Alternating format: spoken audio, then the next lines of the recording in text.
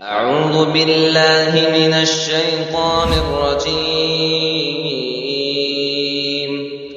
بسم الله الرحمن الرحيم. السلام علیکم ورحمۃ اللہ وبرکاتہ.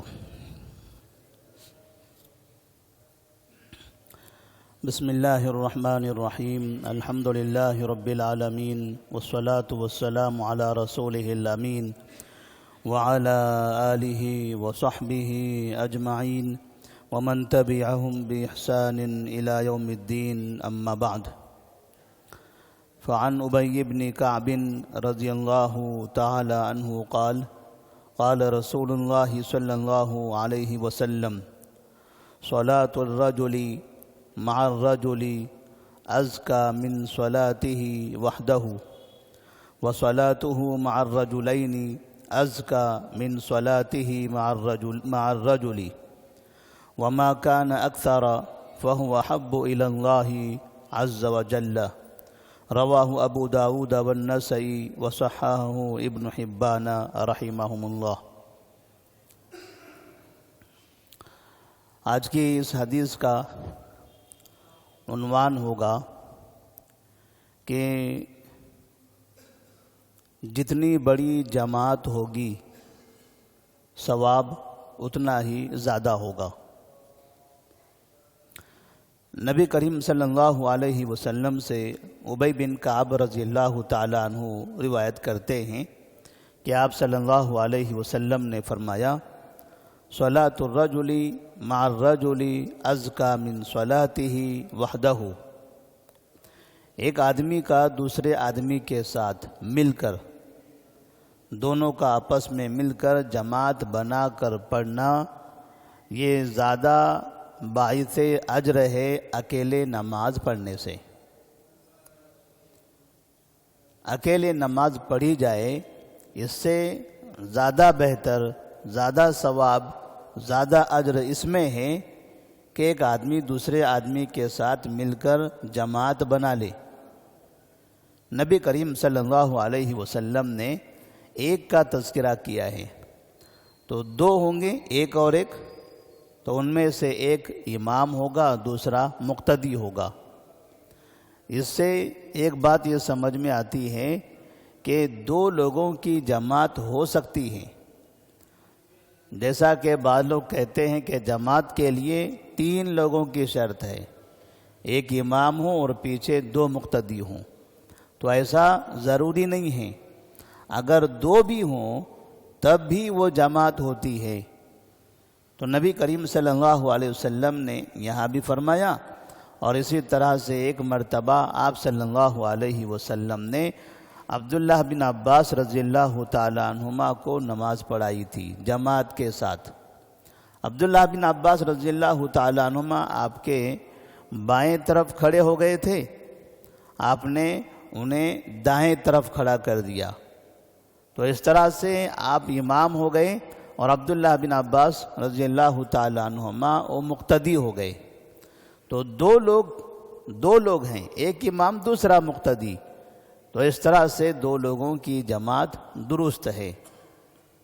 اب جیسے نماز چھوٹ جائے، فرض نمازیں ہیں، نماز ترک ہو جائے، تو ایسی صورت میں جب ہمیں نماز کی قضا کرنی ہے، دوبارہ نماز پڑھنا ہے، کیونکہ ہماری فرض نماز نہیں ہوئی ہے، تو ہم اپنی وہ نماز کیسے ادا کریں گے؟ تو آپ صلی اللہ علیہ وسلم نے یہاں پر جو اشارہ فرمایا ہے، صلاة الرجل مع الرجل ازکى من صلاته وحدہ، اکیلے نماز سے جماعت کے ساتھ 2 لوگوں کا کم سے کم مل کر آپس میں جماعت بنا کر نماز پڑھنا، وہ زیادہ باعث ثواب ہے، زیادہ ثواب والا ہے. مطلب یہ ہوا کہ اگر اکیلے پڑھتا ہے تب بھی ثواب ہے، جماعت بنانے سے ثواب زیادہ ہوگا. لیکن یہ نہیں کہا گیا کہ اگر اکیلے پڑھے تو ثواب نہیں ملے گا. اکیلے پڑھنے پر بھی ثواب ہے، اور اگر جماعت بنا کر پڑھتا ہے تو زیادہ ثواب ہے. کیونکہ ایک حدیث میں نبی کریم صلی اللہ علیہ وسلم نے فرمایا صلاۃ الجماعتی افضل من 25 صلاۃ، یا من افضل جماعت والی نماز اکیلے نماز سے 25 درجے زیادہ بہتر ہے، اور ایک دوسری روایت میں 27 درجے کا تذکرہ ہے۔ تو اگر کوئی اکیلے پڑھتا ہے تب بھی اسے نماز کا ثواب ملے گا، لیکن اگر کوئی جماعت بنا کر پڑھتا ہے تو اکیلے کے مقابلے میں 25 یا 27 گنا زیادہ اس کو ثواب ملے گا۔ تو آپ صلی اللہ علیہ وسلم نے اسی کی طرف یہاں پر اشارہ فرمایا۔ پھر فرماتے ہیں وَصَلَاتُهُ مَعَ الرَّجُلَيْنِ أَزْكَى مِنْ صَلَاتِهِ مَعَ الرَّجُلِ، ایک آدمی کے ساتھ جماعت بنانے سے زیادہ باعث ثواب ہے 2 آدمیوں کے ساتھ جماعت بنانے میں۔ یعنی اگر جماعت میں 2 لوگ ہوں، ایک امام اور 2 مقتدی، تو یہ جماعت میں زیادہ ثواب ہے جبکہ ایک امام اور ایک مقتدی ہو۔ پھر فرماتے وَمَا كَانَ أَكْثَرَ فَهُوَ أَحَبُّ إِلَى اللَّهِ عَزَّ وَجَلَّ، اور تعداد جتنی زیادہ ہوگی، مقتدی پہلے 1 تھے 2 ہو گئے تو 2 کا ثواب 1 کے مقابلے میں زیادہ ہے۔ اب اگر 3 ہوں گے 2 سے زیادہ ہوگا، 4 ہوں گے 3 سے زیادہ ہوگا۔ وَمَا كَانَ أَكْثَرَ فَهُوَ أَحَبُّ إِلَى اللَّهِ عَزَّ وَجَلَّ، اب تعداد جتنی زیادہ ہوگی اللہ تبارک و تعالیٰ کے نزدیک وہ اتنا ہی زیادہ محبوب ہوگا۔ تو اس طرح سے بڑی جماعت نماز میں زیادہ لوگوں کی شرکت یہ ثواب میں اضافہ کرتی ہے۔ اس سے ایک بات یہ سمجھ میں آتی ہے کہ آدمی عمل اتنا ہی کرتا ہے، اکیلے نماز پڑھے تب بھی اتنی ہی نماز، جماعت سے پڑھے تب بھی اتنی ہی نماز تو اتنی ہی ہوگی اور ویسے ہی ہوگی۔ ایک جیسے عمل کیا لیکن ان کے درمیان میں ثواب میں کمی زیادتی ہوئی۔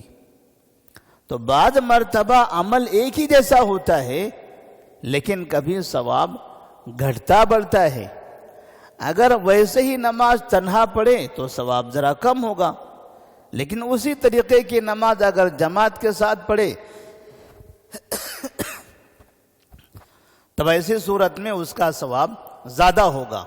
ایسا نہیں ہے کہ جماعت کے ساتھ پڑھنے میں اس نے رکوع 1 کے بجائے 2 کر لیا ہو، سجدے 2 کے بجائے 3 کر لیا ہوگا، سورہ فاتحہ 2-3 بار پڑھ لیا ہوگا، نہیں۔ جتنی چیزیں اکیلے پڑھنے میں ہیں کرنے میں ہیں اتنی ہی چیزیں جماعت میں بھی ہیں، لیکن عمل وہی ہیں۔ عمل کو اگر اجتماعی شکل میں کیا جاتا ہے تو اس کا ثواب زیادہ ہوتا ہے۔ اسی لیے اس حدیث سے بعض محدثین نے، بعض علماء کرام نے یہ استدلال بھی کیا ہے کہ پھر نزدیک نزدیک زیادہ مسجدیں نہیں ہونی چاہیے، کیونکہ اگر قریب قریب مسجدیں ہوں گی تو مسلمان بٹ جائیں گے، تھوڑے یہاں تھوڑے یہاں۔ اگر ایک ہی مسجد ہو اور اطراف میں تھوڑی دور کے فاصلے پر کوئی مسجد نہ ہو تو تمام کے تمام لوگ ایک جگہ جمع ہوں گے اور آپس میں تعارف بھی ہوگا، جماعت بھی بڑی ہوگی، ثواب بھی زیادہ ہوگا۔ لیکن اگر یہاں مسجد وہاں مسجد ادھر مسجد، جہاں دیکھو تھوڑے تھوڑے فاصلے پر مسجدیں ہی مسجدیں ہیں، تو ایسی صورت میں 10 گھر یہ مسجد میں پڑھ رہے ہیں، 10 گھر وہ مسجد میں، 10 گھر یہ مسجد میں، اور سب قریب قریب میں رہتے ہیں، تو اس طرح جماعت میں تعداد کم ہو جائے گی، ثواب بھی کم ہوگا۔ لیکن اب ہمارے پاس مشکل ہے، کیونکہ ہندوستان میں اور ہندوستان کے اطراف کے ملکوں میں مسلکوں کا جو مسئلہ ہے اس نے مساجد کی کثرت اور مساجد کے اضافے میں بہت زیادہ بڑا کردار نبھایا ہے۔ بعض جگہوں پر خواہ کی مسجدیں تعمیر کی جاتی ہیں جہاں مسجد کی ضرورت بھی نہیں ہوتی۔ وجہ کیا بنتی ہے کہ پہلے جس کی مسجد بنی ہے وہ دوسرے مسلک والوں کے لیے اپنا دل وسیع نہیں کرتے، اپنے مسجد میں وہ جگہ نہیں دیتے جو اپنے مسلک والوں کو دیتے ہیں، اور وہ دوسرے مسلک والے وہ یہ سمجھتے ہیں کہ اس مسجد میں ہمارے لیے کوئی جگہ نہیں ہے، ہم یہاں اجنبی کی طرح ہوتے ہیں، ہمیں یہاں کبھی آنے کی اجازت دی جاتی ہے، کبھی بھگا دیا جاتا ہے، کبھی الگ الگ طرح کے طعنے دیے جاتے ہیں۔ نتیجہ یہ ہوتا ہے کہ ہم اس مسجد میں نہیں پڑھیں گے، چلیے بازو میں کچھ اور ایک مسجد بنا لیتے ہیں۔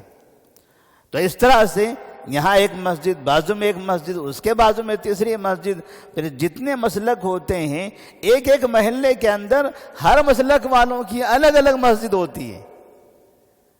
تو مسلکوں کی بنا پر ہمارے پاس خواہ کی مسجدیں تعمیر بہت زیادہ ہو رہی ہیں، کیونکہ آپس میں تناؤ بہت ہے، اور ایک آدمی دوسرے کی مسجد میں نماز نہیں پڑھنا چاہتا، اس کی وجہ سے پھر عوام بڑھ رہی ہیں، تھوڑے لوگ اس مسجد میں آتے ہیں، تھوڑے لوگ یہ مسجد میں، تھوڑے لوگ یہ مسجد میں۔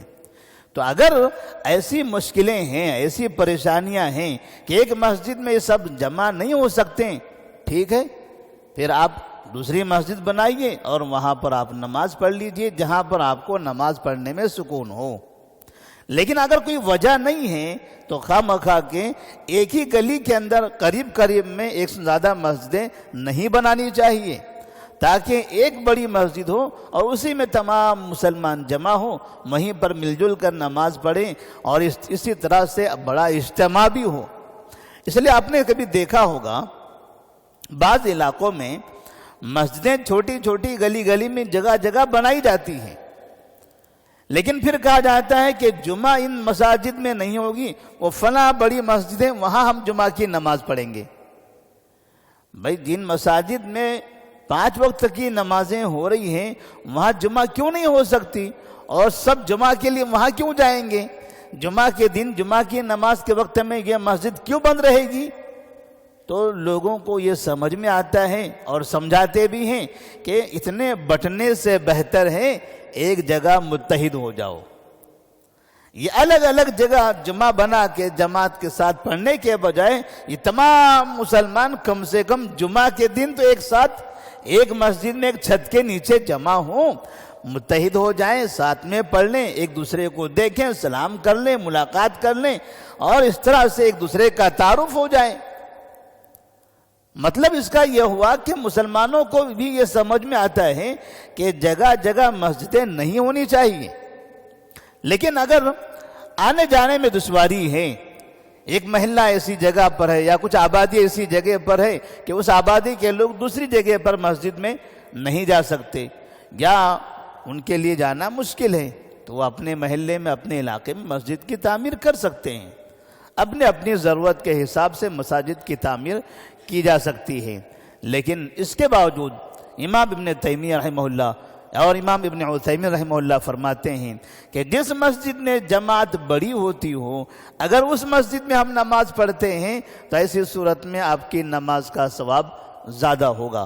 تو اللہ تبارک و تعالیٰ سے دعا ہے کہ اللہ تبارک و تعالیٰ ہم تمام کو اتفاق و اتحاد کے ساتھ رہنے کی توفیق عطا فرمائے، اپنی مسجدوں کو آباد کرنے کی توفیق دے۔ السلام علیکم ورحمۃ اللہ وبرکاتہ۔